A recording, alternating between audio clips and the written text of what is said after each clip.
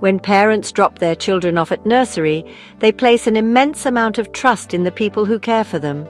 They believe their little ones are in a safe, nurturing space where they can learn and grow. But at the Riverside Nursery in Twickenham, that trust was horrifically broken. A young nursery nurse named Roxana Lecker, just 22 years old, was at the center of a scandal that has shocked the entire country. She was hired to protect and care for the most vulnerable among us, toddlers under the age of 2. Instead, she subjected them to a campaign of cruelty that is, honestly, difficult to even comprehend. The acts Lecker committed were not isolated incidents but a sustained pattern of abuse. Over a period of 6 months in 2024, she turned what should have been a happy place into one of fear. The children in her care endured unimaginable treatment. She was seen on camera pinching, slapping, and scratching them. She would pull their hair and drag them across the floor with no regard for their well-being. These weren't momentary lapses in judgment. They were deliberate acts of cruelty inflicted on babies who couldn't speak up for themselves or understand what was happening to them. The details that emerged during her trial at Kingston Crown Court painted an even darker picture. The violence was often calculated and severe. In some of the most disturbing moments captured, Lecker was seen kicking a child in the face multiple times and even stepping on another child's shoulder. She would grab toddlers by the back of the neck or elbow them out of her way. She seemed to know what she was doing was wrong, as she would often look around the room to check if any of her colleagues were watching before she would strike. This wasn't just poor care, it was a systematic abuse of power. Roxana Lecker had come to the UK from Poland as a teenager and pursued a career in childcare after college. She had worked in other nurseries before arriving at Riverside. Shockingly, it was later revealed that concerns had been raised about her conduct at a previous job in Hounslow. Despite this, she was able to secure a position where she had unsupervised access to very young children. During the trial, she admitted to using cannabis and vaping at work, but the prosecution argued that her actions were not impulsive but carefully planned, making her crimes all the more chilling.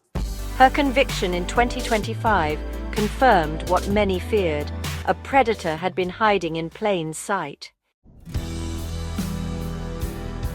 For months, the abuse went completely unnoticed by the parents.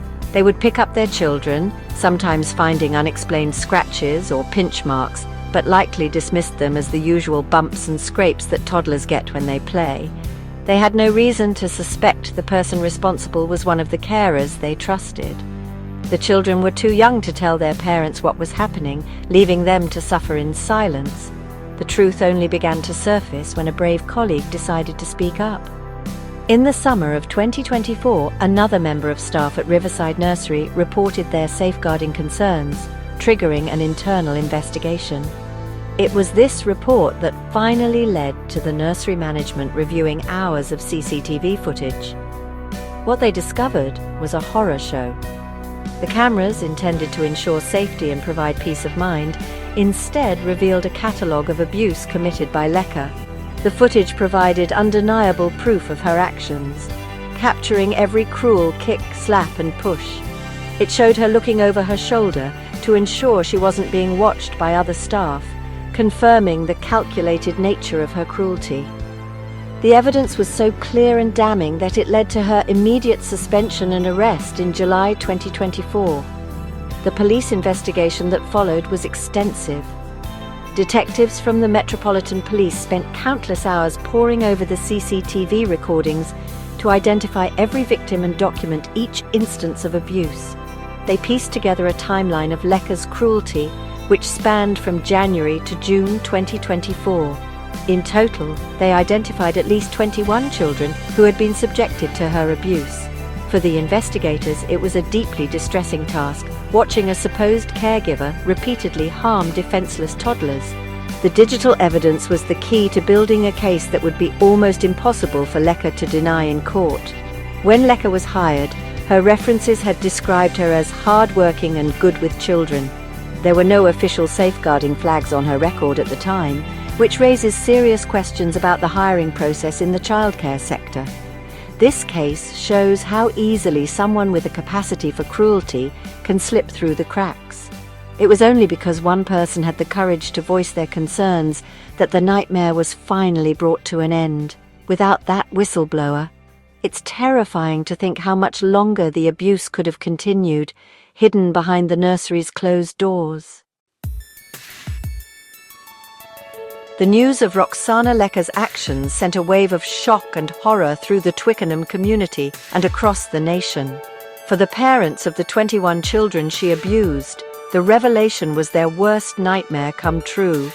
They had entrusted their most precious loved ones to her care, paying for a service they believed was safe. The discovery that their children had been systematically hurt by a nursery nurse was devastating. The guilt, anger, and heartbreak they felt are impossible to fully imagine. They had to come to terms with the fact that the unexplained marks and bruises on their children were not accidents, but intentional acts of violence. Public reaction was one of universal condemnation and disbelief. How could something so awful happen in a regulated nursery? The case dominated headlines and people expressed their outrage on social media, in community groups and in conversations with friends and neighbors. The idea that a caregiver could be so cruel to toddlers was deeply disturbing to everyone, not just parents.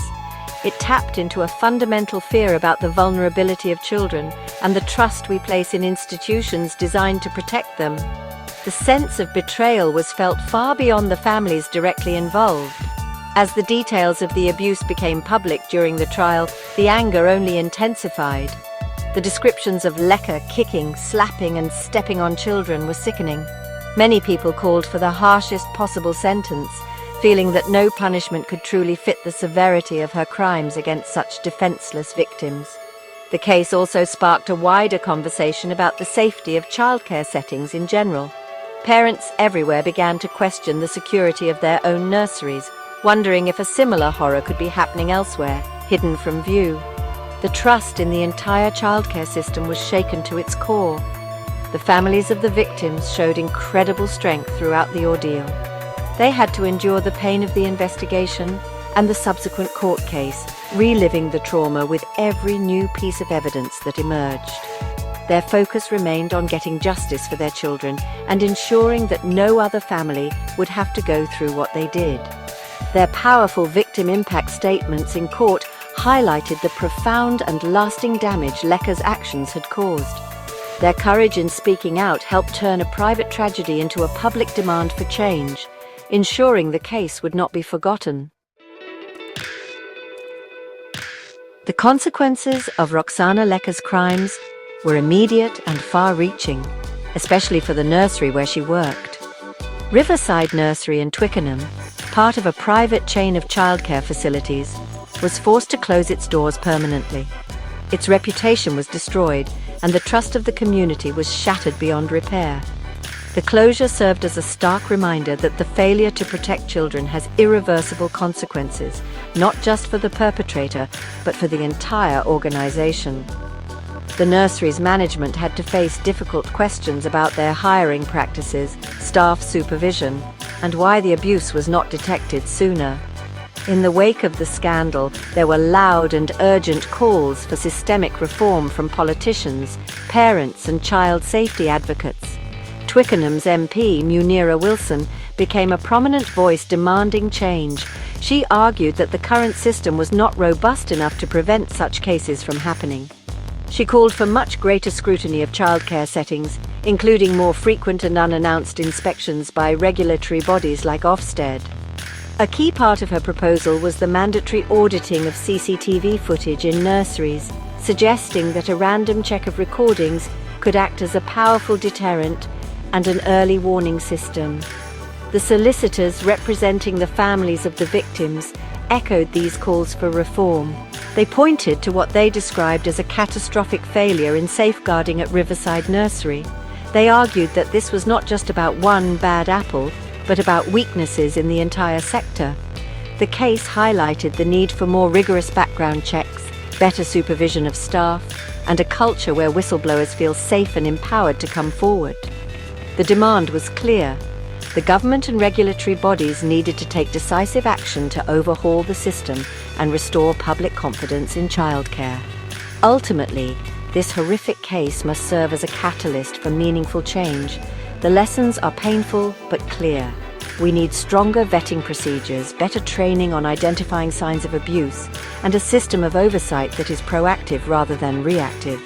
Mandatory CCTV that is regularly reviewed could be a vital tool, not to spy on staff but to protect children. The legacy of this scandal should not just be the conviction of Roxana Lecker, but a renewed commitment to making childcare settings the truly safe havens they are supposed to be. The safety of our children is non-negotiable, and we owe it to the victims of Riverside to ensure this never happens again.